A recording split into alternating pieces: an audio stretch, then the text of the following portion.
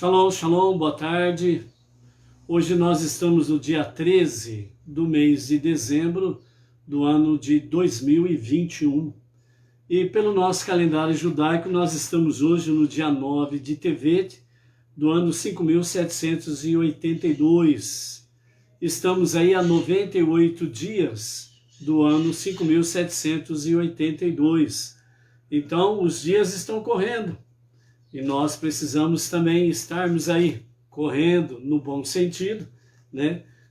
Passos apressados para o estudo da Torá, seus mandamentos, as 7 leis universais, para que nós possamos aí cada dia mais podermos exaltar o bom nome do nosso Deus.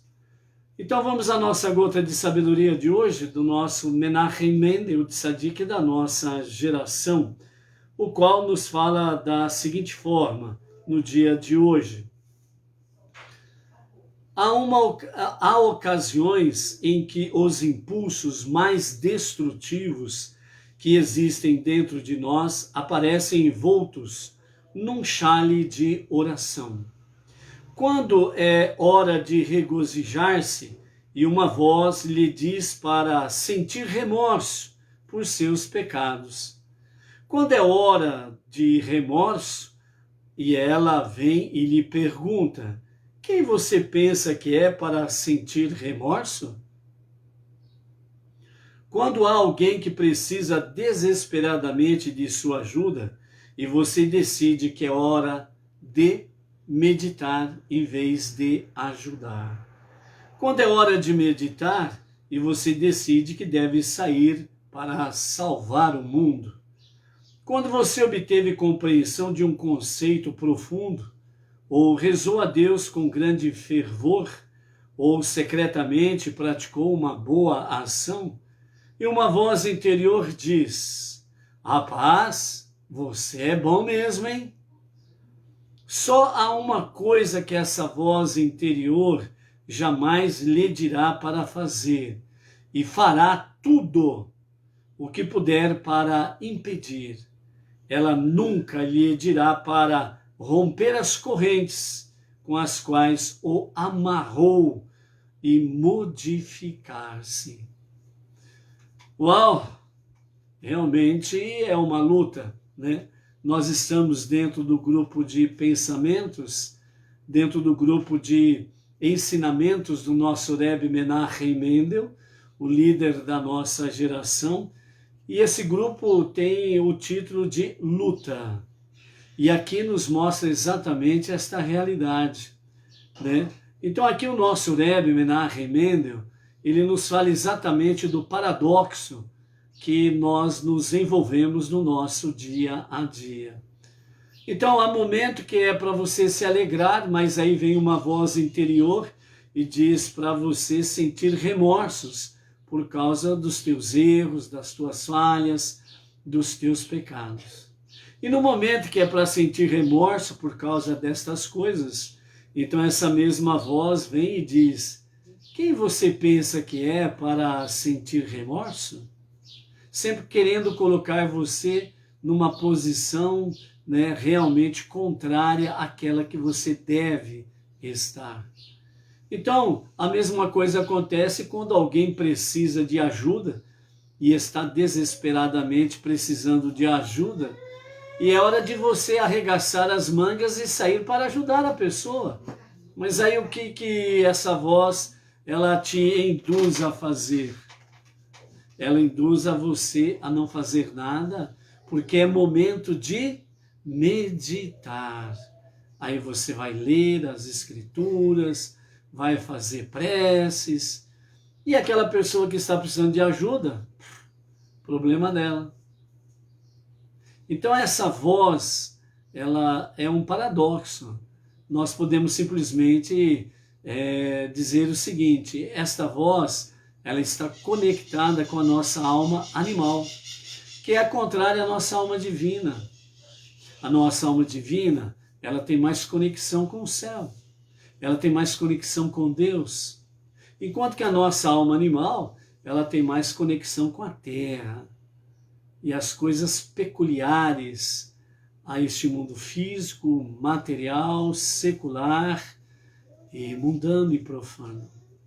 Então, por isso, nessas ocasiões, como diz o nosso Rebbe, uma coisa que nós precisamos ter em mente, que esta voz, ela que está conectada à nossa alma animal, ela nunca vai dizer a você, ó, rompa as cadeias, rompa as correntes, né, que te prende a mim, alma animal, a vontade da terra, terreno, terroso, mundano, físico, secular, profano.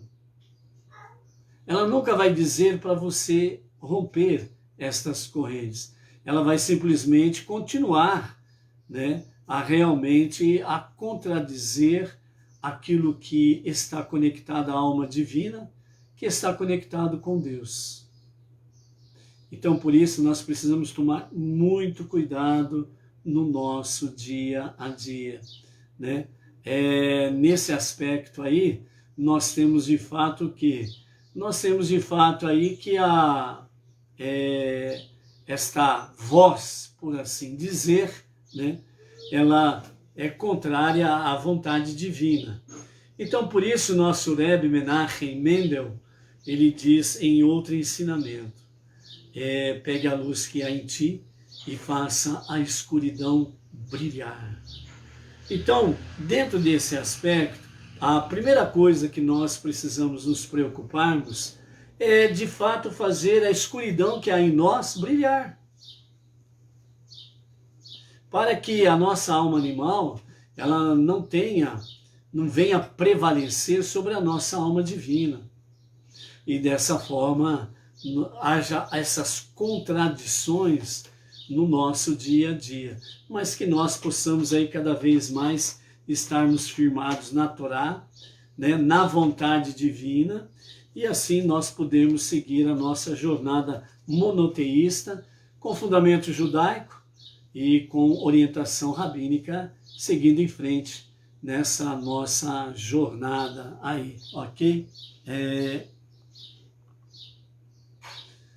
Então vamos lá.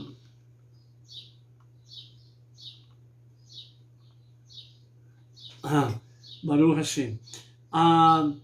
Nós estamos na nossa última semana da nossa Parashá semanal, do livro de Gênesis, Bereshit. Então essa semana, pela graça de Hashem, nós vamos concluir o livro de Bereshit. E então nós temos aí nessa semana vários assuntos dentro dos patriarcas, e vamos encerrar esse período dos patriarcas e vamos entrar numa nova odisseia, né, do nosso povo israelita, que está conectado aí, né, a partir de então, da próxima semana, vai estar mais conectado com Moshe. E aí vem um outro nível também de ensinamentos, de nível espiritual diferenciado também, para nós aprendermos outras questões. Então vamos lá, hoje nós temos a nossa leitura, né, semanal. Hoje nós estamos aí no nosso dia, no nosso segundo dia, né, no dia 13, né, de dezembro, e no dia 9 do mês de Tevet, né? Então, Baruch Hashem. A partir do pôr do sol de hoje até o pôr do sol de amanhã, nós estaremos no dia 10 de Tevet, que é realmente o ponto crucial no sentido da nossa, como que fala? Da nossa tradução da Torá do hebraico para o grego, e nesse aspecto aí, né, houve, segundo os nossos sábios, né, 3 dias de intensa escuridão no mundo, de forma espiritualmente falando, porque a Torá, ela saiu do seu prisma, ela saiu do seu ninho, ela saiu realmente das suas raízes, e foi para o grego, a Septuaginta, onde Ptolomeu determinou 72 anciãos, 72 sábios para fazerem a tradução. Mas o objetivo dele não era nobre, o objetivo dele era ridicularizar os sábios do povo israelita, a sabedoria judaica, bem como também a Torá. E dessa forma, entre aspas, né, ele acha que teria em mãos realmente o poder de falar realmente contra o povo israelita e contra o Deus do povo israelita. Mas aí os 72 sábios, eles fizeram a tradução de forma idêntica, assim como também os pontos que foram preciso fazer alterações, eles fizeram a mesma alteração. Pontos e vírgulas no seu devido lugar, né? Então, os 72 sábios que ficaram em 72 casas, separados, sem contato, estavam devidamente escoltados e os soldados tinham a ordem realmente de Ptolomeu, que eles não podiam se comunicar sob a pena de serem mortos, né? E então, dessa forma aí, eles fizeram a tradução do hebraico para o grego, que ficou conhecida como Septuaginta. E nesse aspecto aí, então, a tradução do hebraico para o grego veio diminuir realmente a santidade da Torá, porque saiu do seu original para uma língua secular. E depois disso daí, aí houve traduções e traduções e traduções e por aí afora vai. E é por isso que hoje no mundo, entre as nações, aquelas pessoas, né, que são, vamos dizer assim, né, céticas quanto à questão de religião, de Deus, etc. e tal. Então eles aproveitam os erros das traduções e falam, né, tá vendo? A Bíblia se contradiz. Quem vai acreditar nisso? Ela mesma se contradiz, né? Então, justamente por causa disso, porque os sábios tiveram exatamente essa visão, que a partir de então, cada povo, cada nação, cada grupo religioso iriam fazer as suas traduções ao seu bel prazer, né? Saindo totalmente do escopo judaico, hebraico da palavra. E aí está, né? Centenas de traduções, milhares de segmentos religiosos, cada um se contradizendo entre si, ok?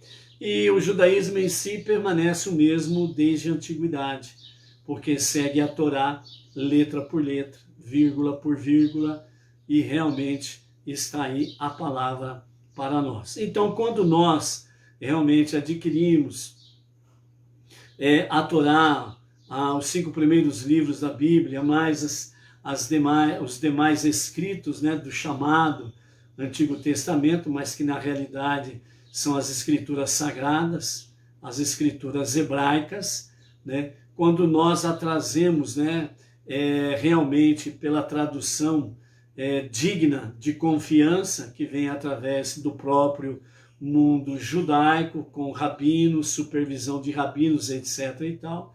Então nós temos uma tradução muito, muito, muito próxima da sua realidade hebraica, né?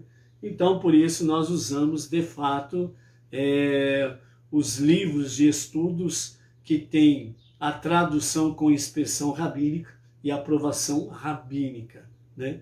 E o nosso movimento Bnei Noach Brasil, que temos como liderança o rabino Yaakov Geranstad, que é rabino do Rabad ortodoxo, né? Então nós estamos aí nesse segmento, como não judeus, né? No movimento Bnei Noach, onde realmente nós vamos aprendendo dia a dia acerca daquilo que é correto para os não judeus, para podermos aí estar dentro da Torá e dos mandamentos mais as 7 leis universais, ok? Então, vamos então para a nossa segunda leitura.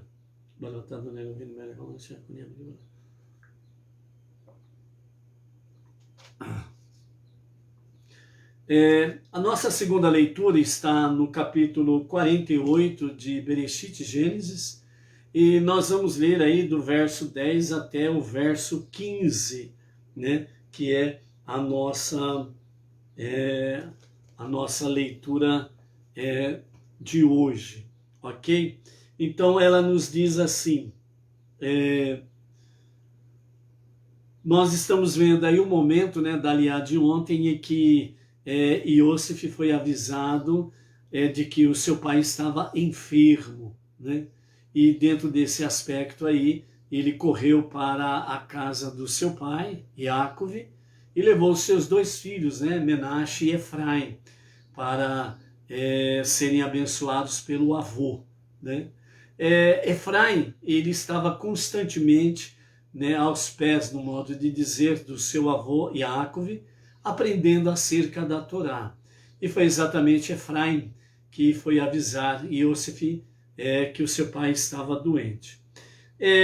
Nós temos uma Mishnah, né, que são ensinamentos, né, da Torá oral, que os nossos sábios trazem, que nos fala da seguinte forma sobre Avraham, Yitzhak e Yaakov, né?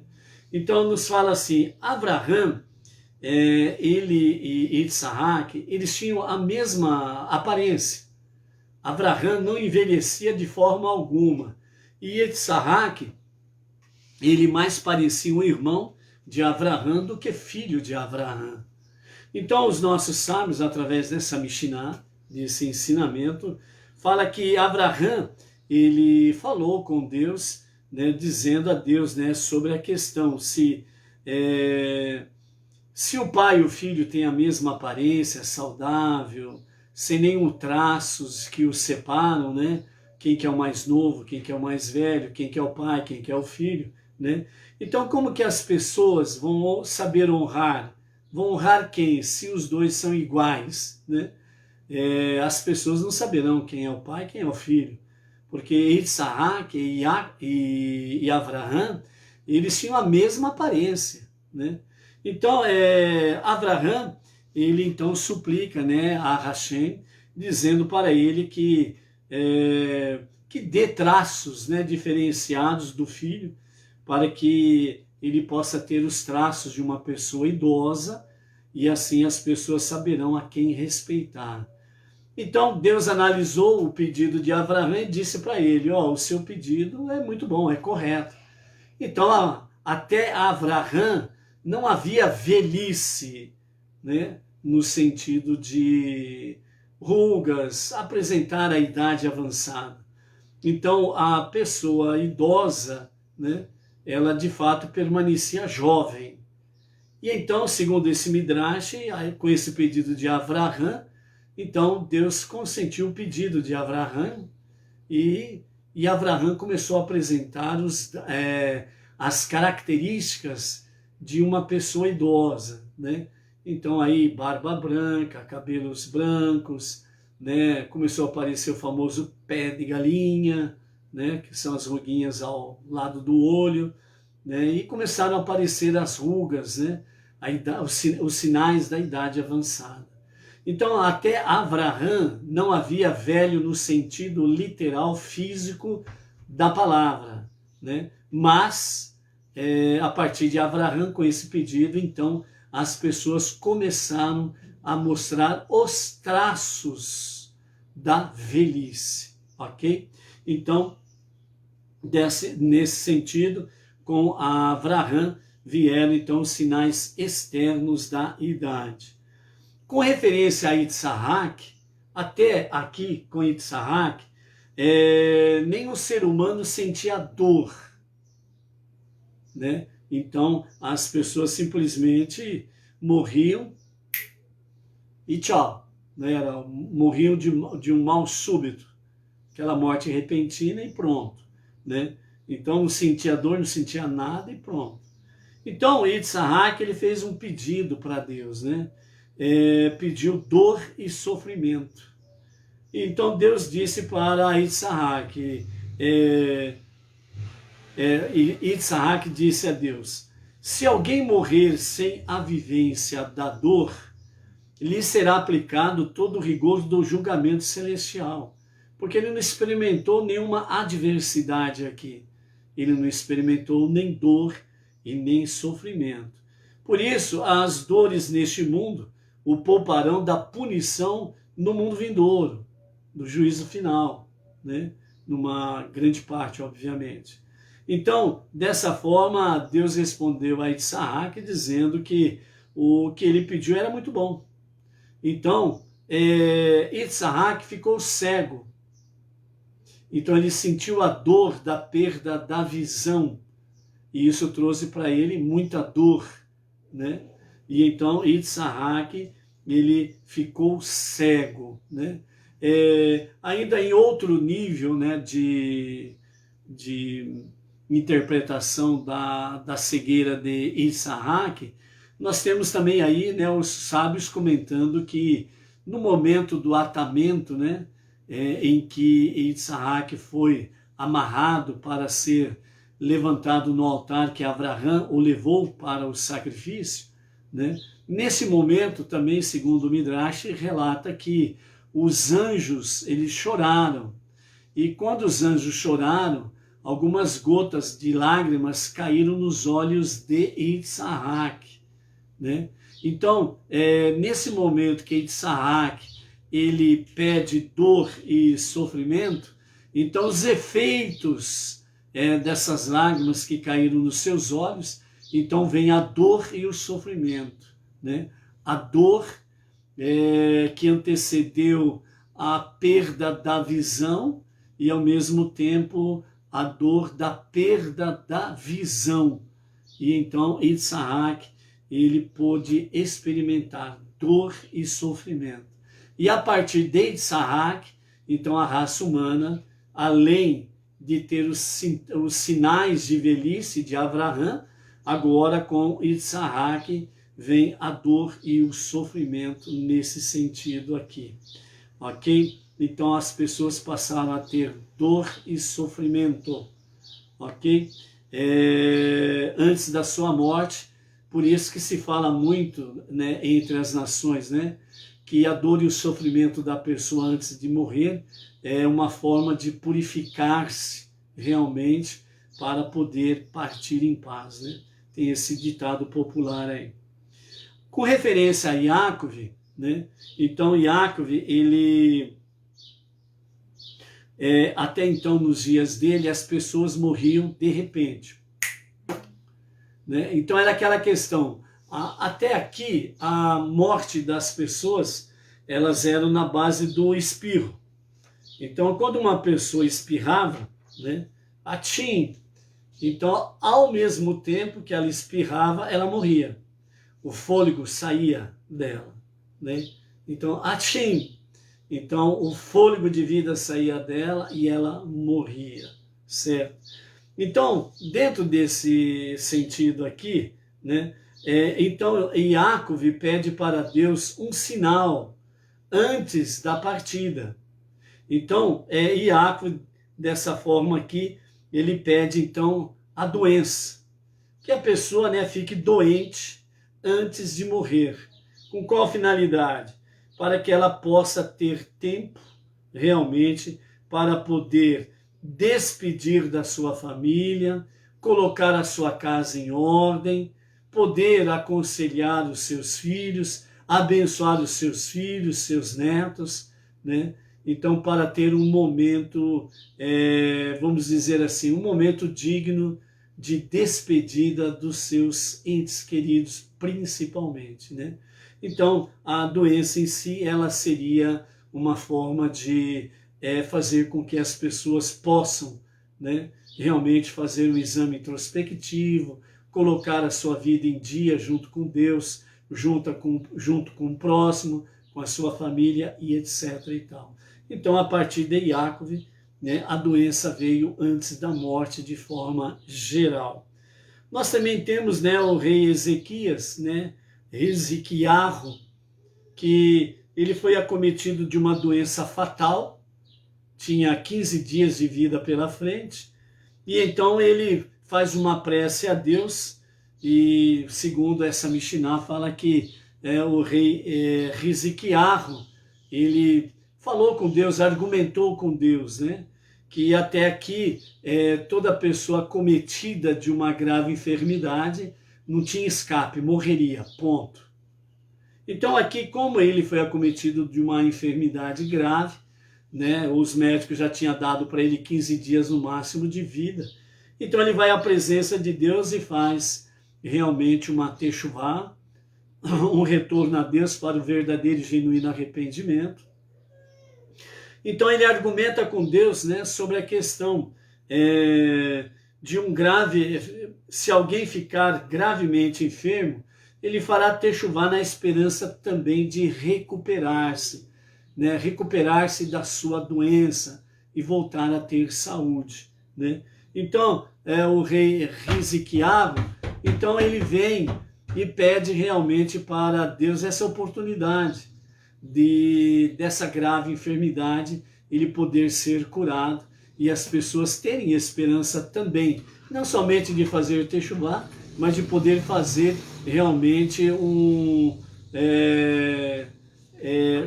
de poder realmente assim ter uma experiência de cura e trazer esperança também para os enfermos, não somente de uma techuvá, de um retorno a Deus, né? Ed, traz o caderno para mim na frente do computador. Mas também fazer com que a pessoa ela possa realmente ter uma esperança de ser curada, né? Então, por isso, né, bom, vamos completar, né? Então, Deus, ele ouviu o pedido do rei Hizquiarro, ele respondeu ao rei, obrigado, ele respondeu ao rei que o pedido dele era um pedido justo, e ele atendeu. E aí, então, o rei ele foi curado da sua enfermidade e teve os seus dias prolongados por alguns anos a mais, né? Então, dessa forma aí nós vemos que as experiências, né, dos patriarcas aqui da questão do rei Hizquiarro vem mostrar para nós realmente as questões da vida humana.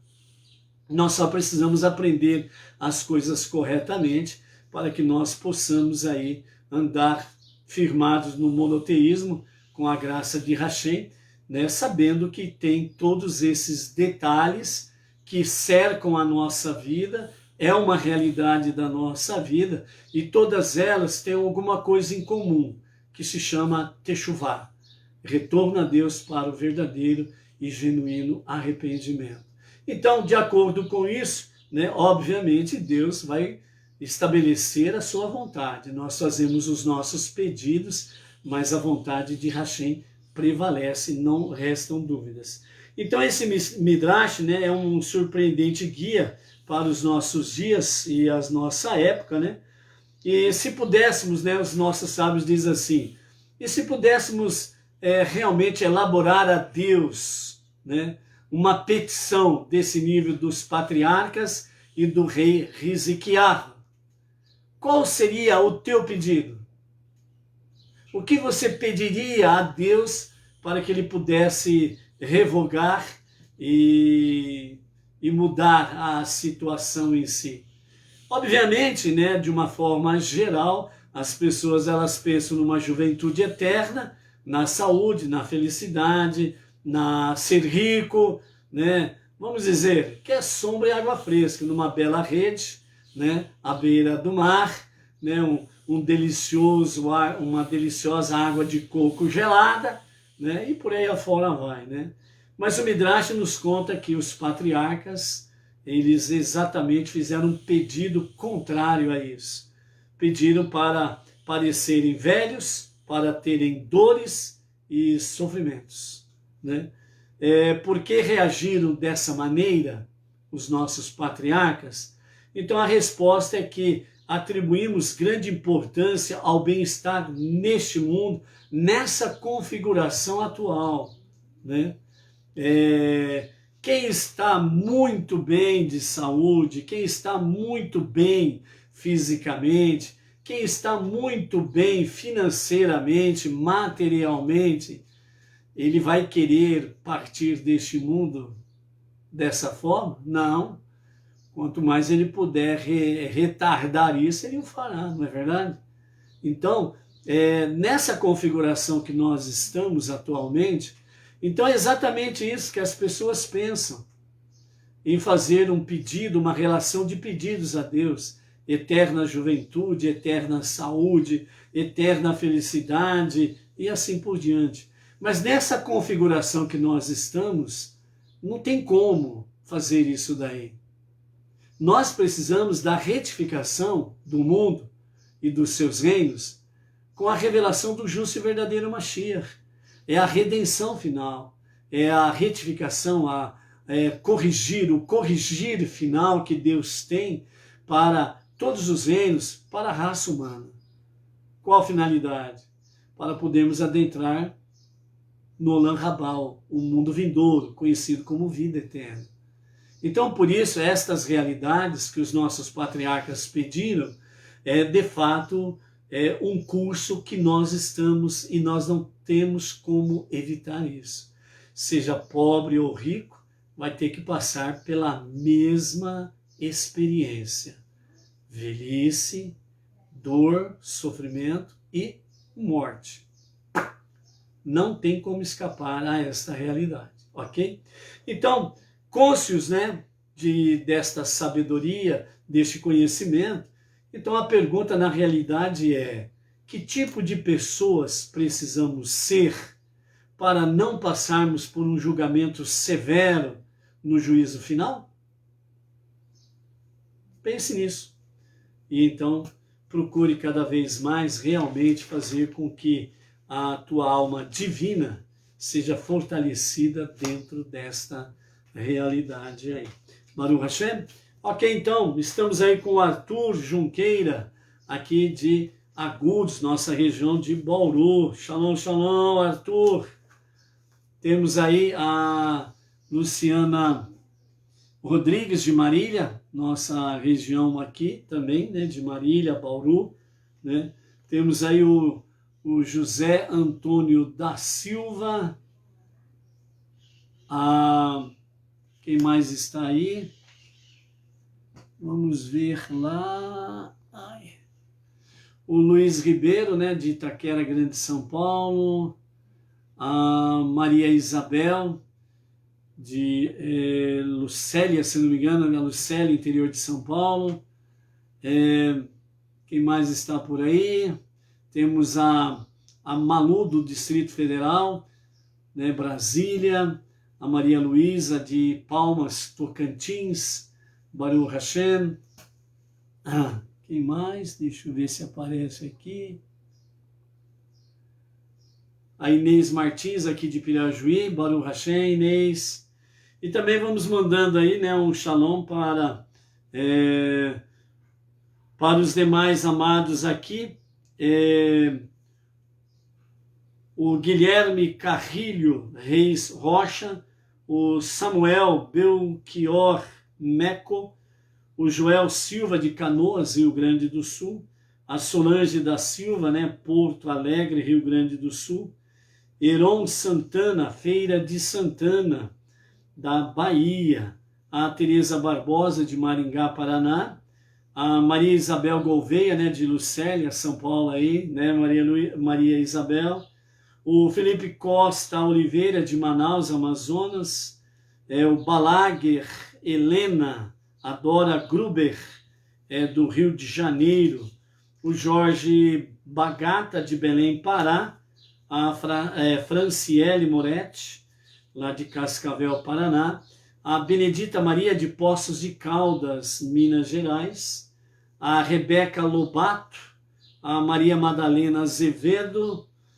Gilberto Augusto, o Márcio Farias Cajazeiras, Paraíba, a Rosângela Gomes do Carmo, Itacoatiara, Amazonas, o Fernando Duarte, Rio de Janeiro, o Guilherme Israel Silva, São Paulo, Grande São Paulo, o Márcio Costa e o Pedro Zaghini, O Pedro Zaghini está fazendo aniversário no dia de hoje, então ao Pedro Zaghini, Mazal Tov, muitas felicidades, com a renovação das bênçãos do Eterno sobre a tua vida, família, com saúde, vigor, e dando da parte de Hashem, realmente fazendo Tov no dia de hoje.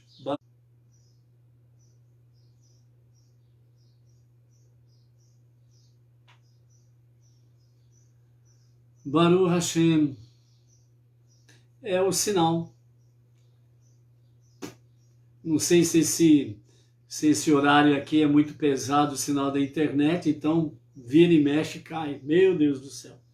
Então, seguindo em frente aí, a nossa segunda leitura hoje, capítulo 48, do verso 10 até o verso 15, para a nossa leitura de hoje, que diz assim, né? Então, nós vemos aí que Yaakov estava doente e era sinal que os seus dias estavam chegando no final. Então, ele manda chamar Yosef, e Yosef, ao receber a notícia da enfermidade do seu pai, ele já imediatamente corre junto com seus dois filhos, Menashe, o primogênito, e Efraim, para que o avô os abençoe antes, abençoe antes da sua morte, ok? A Cibele Ludmila, lá de Lisboa, Portugal, shalom, shalom. E temos aí a Sandra Regina também, lá de Pernambuco, né? Palmares, Pernambuco, shalom, shalom. E aí então Yosef chega na casa do seu pai, para que realmente possa ali estar e os seus dois filhos serem abençoados, né? A princípio, o espírito de profecia de Yaakov fugiu dele, e ele não reconheceu os filhos de Yosef, né? Então, achando que eles não eram dignos da bênção, né? Mas aí Yosef realmente ele faz uma defesa dos seus filhos, e aí então Yaakov é restituído a ele o espírito de profecia, e ele parte então para abençoá-los. Então, capítulo 48, verso 10 a 15, diz assim: Os olhos de Israel estavam debilitados por causa da velhice, e ele não podia ver. Então Yosef aproximou seus filhos dele e posicionou-os entre os joelhos de Yaakov. Yaakov beijou-os e abraçou-os. Israel disse a Yosef: Eu não ousava sequer ter esperança de ver o teu rosto. E, no entanto, agora Deus me mostrou até os teus filhos. José, então, os tirou de entre os joelhos de seu pai, a fim de posicioná-los depois à direita e à esquerda. À direita de Yaakov, ele colocou Menashe, que é o primogênito, e à esquerda de Yaakov, ele colocou Efraim, que era o mais novo. Então José tomou a ambos, Efraim e Menashe, e colocou diante de seu pai. Israel estendeu sua mão direita e a pôs sobre a cabeça de Efraim, que estava à sua esquerda. E a sua mão esquerda ele colocou sobre a cabeça de Menashe, que estava à sua direita. Então ele fez isso daqui para abençoar os filhos de Yosef, né? Então primeiramente ele abençoou Yosef e disse: que Deus, diante de quem andaram meus pais, Avraham e Isaac, o Deus que foi meu pastor desde os meus primeiros dias até hoje, e sempre me enviou o anjo que me livra de todo mal, abençoe os jovens, que eles levem o meu nome juntamente com o nome de meus pais, Avraham e Isaac, e se propaguem como os peixes, que se propagam sem risco de atrair mal-olhado, porque ficam ocultos debaixo d'água, em meio à humanidade da terra. Ok? Aqui nós ensinamos a nossa segunda aliá, a continuidade da bênção. Nós vamos ver amanhã, ok? Aqui algumas coisas interessantes que nós temos, né? Que mais uma vez vem mostrar aqui que o primogênito ele perde, né, o seu direito de primogenitura, né? Nós vimos isso acontecer com Ismael, vimos acontecer com Esav, e agora aqui nós vimos também acontecendo com Reuven, né? E agora nós estamos vendo aqui com a questão de Osf, o seu primogênito Menaxê, perde para as bênçãos para Efraim. E obviamente Jacob está fazendo aquilo que Deus está lhe dando segundo o espírito de profecia, né? Então nós vamos ver amanhã mais detalhes sobre isso daqui. Mas é interessante nós observarmos aqui no finalzinho, com os comentários de Irache, em que a bênção ele começa a fazer para Yosef. E ele fala que venham se propagar como os peixes, ou seja, que venham se proliferar, multiplicar-se, como os peixes, que se propagam sem risco de atrair mal olhado, porque ficam ocultos debaixo d'água, em meio à humanidade na terra. Então aqui o que Jacob está dizendo é que Iosif e toda a sua descendência, assim como seus demais filhos e toda a descendência de Jacob, né, o povo israelita, que eles sejam prolíficos, mas que eles sejam como os peixes, que significa estar entre as nações, mas não chamar a atenção, andar com modéstia. As pessoas, né, de uma forma geral, entre as nações, elas têm um costume de ostentar o que tem, luxo, ostentar o que ostentar a sua posição A, B ou C, e por aí afora vai. Aqui, na bênção de Jacob, ele está dizendo para que mantenham a modéstia. Sejam como os peixes que estão debaixo d'água, não chamam a atenção de ninguém, se multiplicam, são prósperos, saudáveis e etc, e etc. E não chama a atenção de ninguém. Então, por isso, uma das grandes coisas, né, que é falado dentro da santidade familiar ou pureza familiar, é exatamente aprender a viver com modéstia, né? Por mais que tenha, não demonstre o que tem, para não atrair o mal olhado. As pessoas olharem com olho gordo em cima de você, as pessoas olharem com olho de ciúmes, inveja, aí já vem com seus olhares de jogando maldição sobre você. Então, essa modéstia que Jacob traz aqui, exatamente para que nós sejamos, entre as nações, pessoas simples, humildes. Por mais que tenhamos alguma coisa materialmente falando, financeiramente falando, é para não ostentar. Então, é saber realmente o que tem, é saber usar com sabedoria, com modéstia, tranquilamente, sem problema algum. Quando a pessoa ostenta, ela atrai sobre si péssimos olhares. Então, essa é uma grande lição que fica para nós nessa nossa lição de hoje, ok? Baruch Hashem.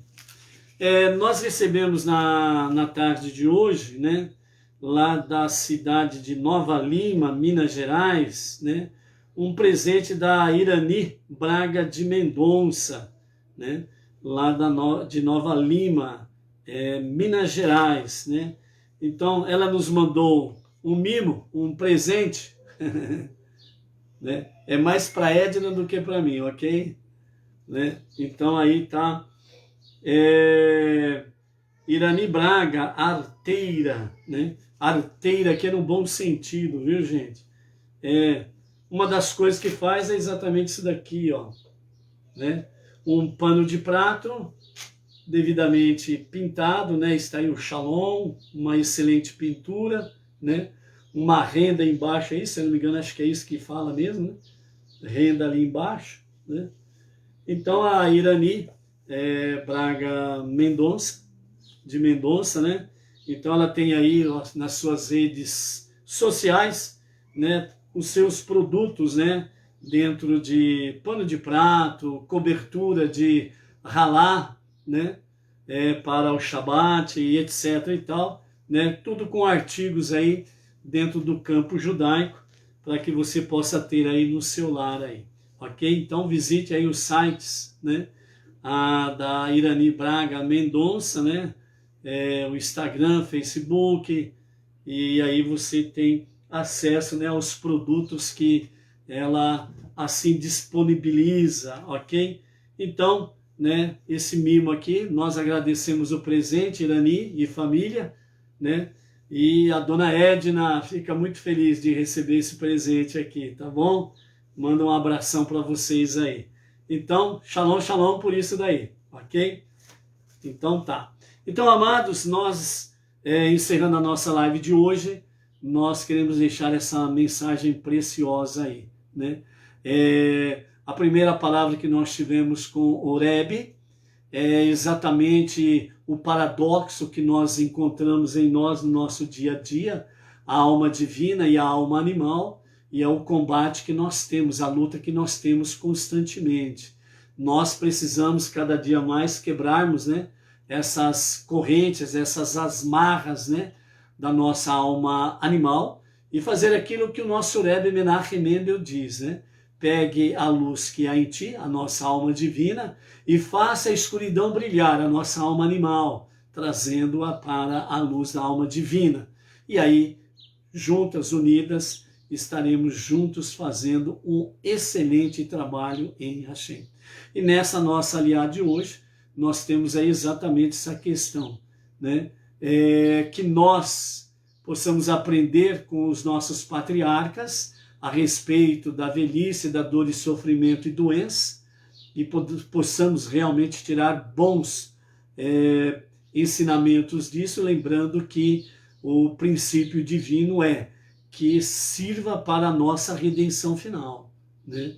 Que é exatamente uma forma de purgar as nossas vidas, de purificar as nossas vidas, para que nós não tenhamos um juízo terrível, né, no Olam Rabá, no mundo vindouro, né?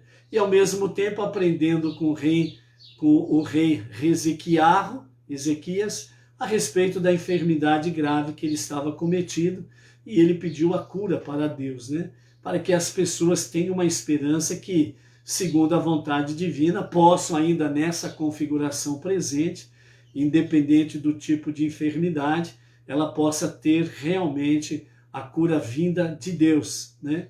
Para que realmente ela também possa ter uma boa experiência dentro desse sentido também.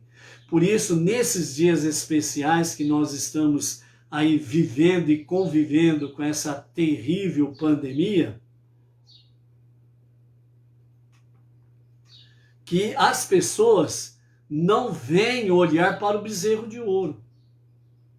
Quando nós vemos aqui a respeito de que o espírito de profecia da parte de Yaakov se ausentou dele momentaneamente, porque o espírito de profecia mostrou que os descendentes de Menashe e Efraim, eles seriam terríveis idólatras, né? Então, por isso que saiu aquele momento lá, né?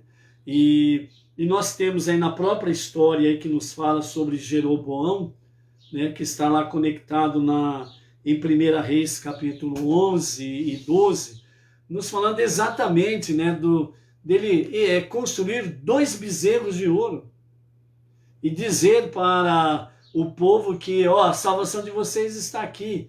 E as pessoas correram atrás do bezerro de ouro, com exceção da tribo de Yehudá e de Levi. Dentro desse aspecto aí, nesses dias, nós precisamos tomar cuidado com isso daí, mesmo nós, Beneinor, em que as pessoas por aí afora, sem comprovação, né, estão dizendo que o remédio X aí que estão dando ao povo inteiro, né, à base de uma picada de abelha, né, estão dizendo que é a salvação. A tua salvação está aqui. E as pessoas estão correndo atrás desse bezerro de ouro como salvação. A inversão de valores tira realmente o mérito. É em Deus, só em Deus, que nós precisamos buscar o refúgio verdadeiro e a cura verdadeira, porque até aqui não existe realmente nenhuma comprovação que a picada da abelha é a solução. Tanto é que quem está levando picada de abelha, né, está sendo contaminado e está contaminando, né?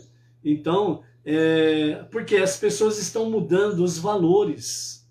Em vez de buscar a Deus como solução e salvação, para poder ter um discernimento correto, né, para tomar a decisão correta, né, então correm atrás do bezerro de ouro. Então precisa tomar muito cuidado com isso daí, né? Então, de fato, estarmos numa modéstia, numa dependência total de Deus. E aqueles que realmente buscam a Deus com inteireza do seu coração, Deus não desampara. Ele acolhe e ele dá sabedoria e discernimento para os tais, para que ele tenha a sabedoria divina, qual decisão que ele deve tomar. Ok? Então, por isso, no dia de hoje, ficam essas questões aqui. Uma boa reflexão para você e que isso daí possa trazer a cada um de nós um verdadeiro amadurecimento a mais dentro da Torá, dentro da nossa vida prática diária e que, acima de tudo, nós não venhamos deixar Deus como nossa única e verdadeira solução e salvação. Ok? Até amanhã. Shalom, shalom.